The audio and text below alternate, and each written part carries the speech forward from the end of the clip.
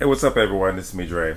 Now, I just wanted to post this now. The fight between James Kirkland and Saul Canelo Alvarez just got finished. I didn't watch the fight because I was on my computer making a video.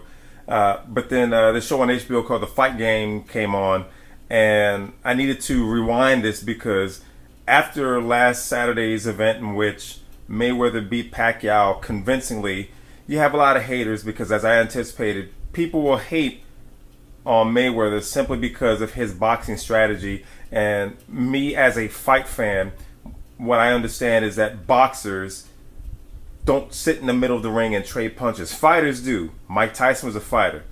Lennox Lewis was a fighter. Those kind of guys, Alvarez, Pacquiao, those guys are fighters. They will trade punches with their opponents.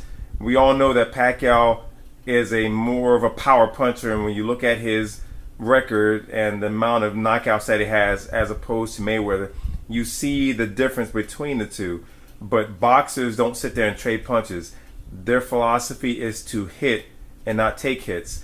And there was an interesting comment, but I just wanted to play this. So let's go ahead and just start this up, because I thought that it was very interesting. And people don't have to take my word for it, but you have a professional boxer who explains it pretty much the same as I did. And you also have Jim Lampley, who kind of chimes in at the very beginning. So go ahead and listen to this. Hello again, and welcome to this immediately post-Mayweather-Pacquiao edition of The Fight Game. It wasn't all just a dream. The big fight really did take place. And in round one, it instantly became clear Manny Pacquiao would have difficulty executing the game plan he and Freddie Roach had articulated all week. The punches in bunches weren't there. The punishing traps weren't effectively laid, as Mayweather easily slipped out of corners, and Pacquiao eventually resorted to lunging in clumsily, constantly exposing himself to Mayweather's trademark right-hand counterpunches. Other than when Pacquiao landed one straight left hand in the fourth round that knocked. So when you're looking at that, you see him hitting the guard, not scoring. In the end, it was what we have come to recognize as the generic Mayweather win, a tactical fight, a masterful display of low-risk defense and counterpunching, another tribute to his unique ring comfort and management, a disappointment for fans who unaccountably expected something more violent and explosive, very similar to his conquest of Oscar De La Hoya in the same arena 8 years ago. Yep. A replay. Joining me now on the TFG set is genius craftsman Bernard Hopkins, who at his peak was just as capable as Mayweather of shutting down great attackers with sophisticated defensive skills. Bernard, describe to us the career-long mindset that leads to the development of that kind of skill. You know that it's going to take longer for fans to fall in love with you. Should we see it as the fighting equivalent of postponing immediate gratification in favor of long-term gain? Yes, definitely long-term gain. Our offense is good defense, and Mayweather had mastered that. He's mastered it from the amateurs all the way up to the pros, and even at the superstar status. Mayweather had his opponents playing his tune. He's a counterpuncher, but he also is a guy to have patience and take less risk. Exactly. He can hit, not get hit. Exactly. He's been playing that tune. He's been playing that fiddle all the way up to now. And you know, he's been beating top-notch fighters, Hall of Famers in some cases. And Pacquiao was one of his victims. So what are the keys to Mayweather's great defensive skill? Head movement, or his great foot movement, or both? All above. Mayweather has good eyes, good feet, good hand speed. All those things work together is a recipe of danger for this other guy, for his other opponents, and that's what he's been using. Exactly. Floyd says that he's going to retire after his next fight. So I'm just going to leave it at that. Thank goodness for DVR.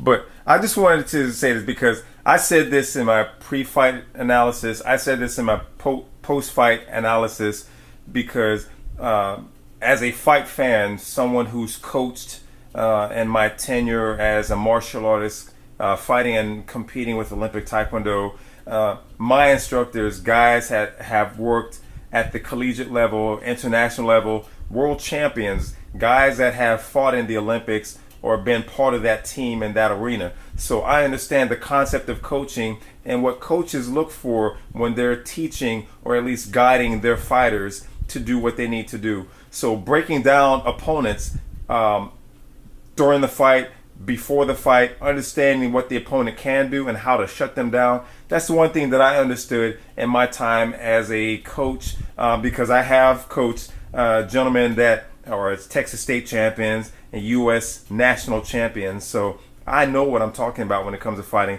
and the scoring, as I know, is almost identical with Olympic Taekwondo and professional as well as amateur boxing. So listening to Bernard Hopkins, people can't dispute his knowledge because he is a world champion many times over. And what he says mirrors exactly what I say about the fight. So for those who want to hate Mayweather for his style of fighting, remember, there is no running around the ring as people accuse him of. When you look at the likes of Saul Alvarez, when he fought Austin Trout a year and a half ago, he was beating this guy decidedly, especially with the 8th or 9th round knockdown that put him definitely over the top. By the time the 12th round came around, his coaches told him to coast that round, reduce the risk so that he doesn't put himself in a compromising position. But no one accused him of running, and that's the thing that holds true. When he fought, I forgot the guy's name last year, which I thought Alvarez lost, but he won in the last round. He was coasting in that last round as well, but it was a very close round all the same. But no one accused him of running, but they accused Mayweather. Mayweather is a boxer. His philosophy, once again, is to hit his opponents and not get hit quite as much.